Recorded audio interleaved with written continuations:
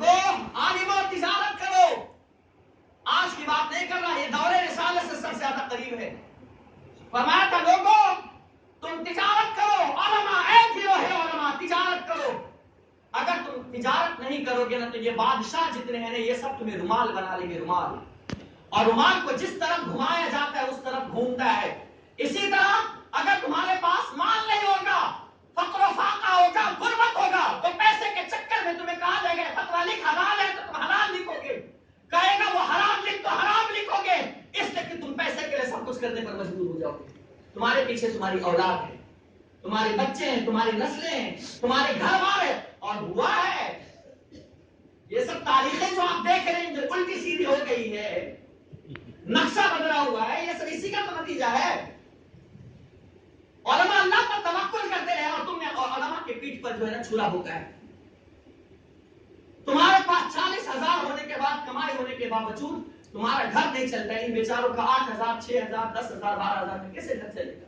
وہ بھی آج کے اس پرفتن دور میں جہاں مہنگائی کا عالم یہ ہے کہ اللہ 70 سے 75 روپے 1 لیٹر دودھ آتا ہے. ایسا تو ہے نا کہ امام صاحب کو جو ہے نا 70 والا دودھ 40 روپے میں اٹھا کے دکاندار دے دے گا, دے دے گا کیا؟ یا آپ سے مستعاب دے دیں گے جو مختلف امام کے بھی بلکہ حضرت آپ ہیں تو اتنا دے رہا ہو, الٹا کاٹ لیتا ہے, الٹا کاٹ لیتا ہے. آپ امام صاحب ہیں نا, اپنے پہچان والے ہیں, یہ آپ کے لیے اتنا ہے جبکہ اس کے لیے زیادہ ہے. امام بیچارہ سیدھا سادہ ہوتا ہے کیونکہ اسے 3-5 کرنا تو آتا نہیں اور ان کے ساتھ یہ گیم کھیلا جاتا ہے. اس لیے مسلمانوں اللہ رب العزت پر بھروسہ کرتے ہوئے اپنے امام کی, اپنے مؤذن کی مدد کرو. باتیں بہت, میں کیا بتاؤں, بیچ میں نکل گئی باتیں, لیکن میرا دل نا بہت دکھتا ہے. اسی طرح ناک خاں صاحب آئیں گے اسٹیج لگا کر کے, کھانے کے گھر میں تو باندھے ہیں, قوال آ جائے تو صحیح کہا آپ نے. ایک قوال نے باضابطہ طور پر کہا کہ میں ایک پروگرام کا 3 لاکھ روپے لیتا ہوں, ایک مجلس کا 3 لاکھ روپے لیتا ہوں, اور باقی جو یہ اڑتے ہیں تو اس کو تو جانے دو. ہم نے ویڈیوز میں دیکھی ہے قوال کے سامنے جو پیسے پڑے رہتے ہیں. اس کے آج کے دور میں بہت آسان ہے, قوال بن جاؤ, بابا بن جاؤ, دادا بن جاؤ, مست لائف. خوب دعا تعویذ مارو, خوب گندا ہوگا, خوب لیمبو پھیلاؤ, ناریل پھوڑو, لیمبو پھیلاؤ, نعرہ باندھو. اور اچھا یہ ایسا دھندا ہے کتنا بھی لاک ڈاؤن رہنے دو, چلنا مضبوطی کے ساتھ ہے. یہ ایسا دھندا ہے نا کہ امیر کے ساتھ ساتھ غریب کا بھی خون چوس لیتا ہے. ہم نے دیکھا ہے جس کے بعد جالی والی ٹوپی تھی نا, آپ 3 مالی کی ٹوپی پہن کے چلتے.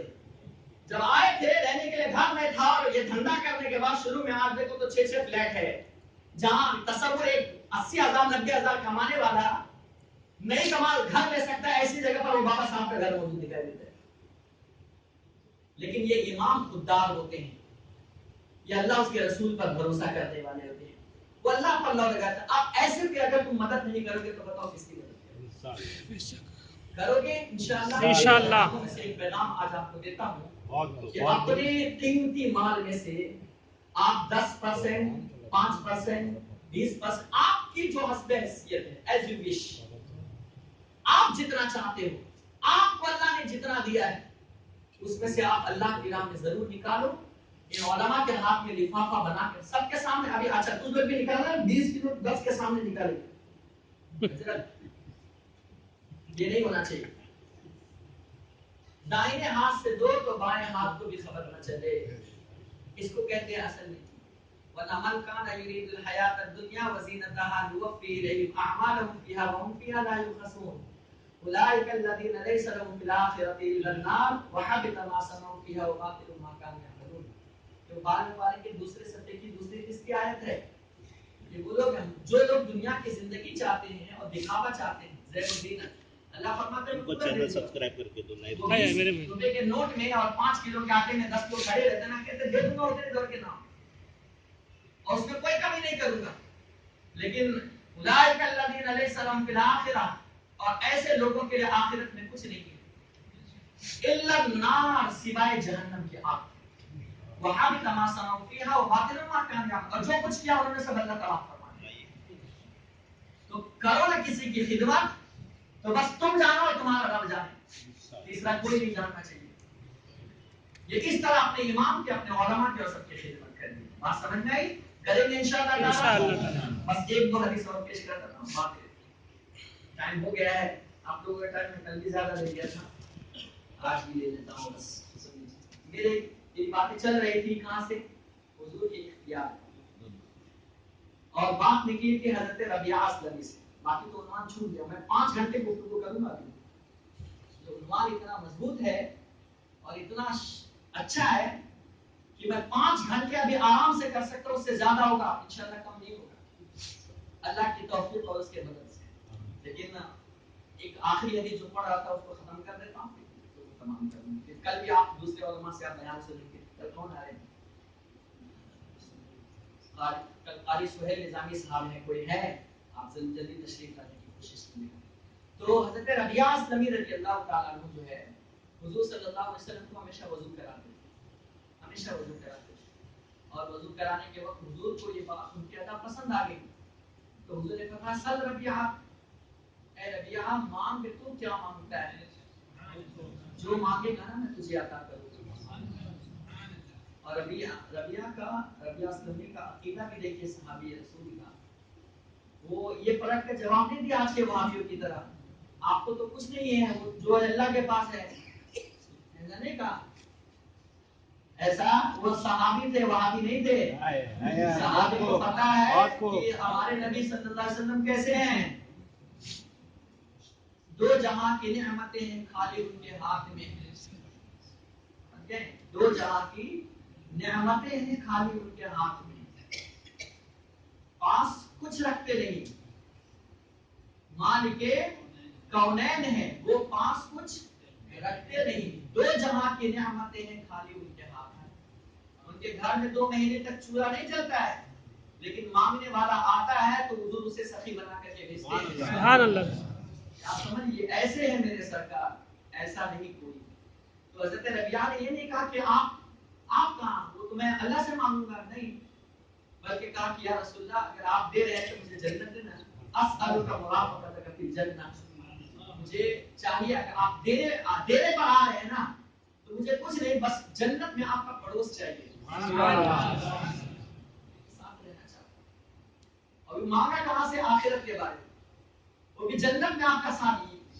پہلے یہ تو کنفرم ہو جاوے نا کہ کون جنتی ہے کون جہنمی ہے. حضور نے یہ تھوڑی نہ کہا کہ بھائی تم جنتی ہو کر مرو گے یا جہنمی ہو کر مرو گے یا میرا کیا ہوگا، مجھے خود اپنے بارے میں پتا نہیں ہے تو میں تمہارے بارے میں کیا گارنٹی ہوں. ایسا حضور نے نہیں کہا، بلکہ حضور نے فرمایا اوغیر ذالک، اوغیر ربیعہ اس کے علاوہ بھی کچھ اور چاہیے کیا؟ سبحان اللہ. یہ تو تمہارے لیے ہے ہی ہے. سبحان اللہ. اوغیر ذالک، اس کے علاوہ بھی کچھ اور چاہیے. میں کہا کہ میں محتاج نہیں، میں محتاج ہوں، بلکہ یہ کہا اوغیر ذالک، اس کے علاوہ کچھ اور چاہیے. کہتے ہیں رسول اللہ بس آپ کی میت مل جائے جس سے بڑھ کر دولت مجھے اور کیا چاہیے. سبحان اللہ. تو سرکار اسلام نے فرمایا کہ اگر تم یہ چاہتے ہو نا تو پھر اللہ کی بارگاہ میں مجھے شرمندہ نہیں کرنا، کثرت سجدے سے میری مدد کرو، سجدہ کرو. ایسا نہ ہو کہ میں تمہیں جنت دلا دوں اور تم ادھر نمازوں سے اللہ کی عبادت سے بے نیاز ہو، تو پھر اللہ بھی مجھ سے ناراض ہو جائے اور کہے کہ دیکھو تم نے جس کو جنت دلائی ہے وہ ایک نماز بھی نہیں پڑھتا ہے. اچھا بعض لوگ اس کا معنی نکال دیتے سجدے کی وجہ سے جنت مل رہی ہے. نہیں، یہ اس وجہ سے ہے کہ قیامت کے دن اللہ یہ نہ کہے کہ تم نے جس کو جنت دلائی میری عبادت ہی نہیں کرتا تھا، میری بارگاہ میں سجدہ نہیں کرتا تھا، تقوی و طہارت کا اہتمام نہیں کرتا تھا. تو حضور نے فرمایا تجھے تو جنت ہے ہی ہے، لیکن ذرا سجدے بھی کر لے تو اللہ بھی راضی ہو جائے کہ جس کو اے حبیب تو نے جنت دلائی ہے وہ دیکھو کتنا متقی تھا اور پرہیزگار تھا.